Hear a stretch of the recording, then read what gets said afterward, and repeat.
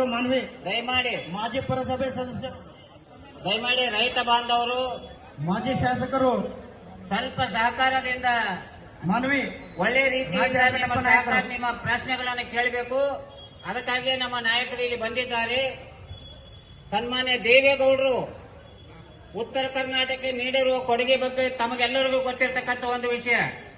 Almatti dam ಇರಬಹುದು, upper Krishna project ಇರಬಹುದು, ಭೀಮಾ ನದಿ ಇರಬಹುದು, ಅಥವಾ ಅಮರ್ಜಾ ಡ್ಯಾಮ್ ಇರಬಹುದು. 10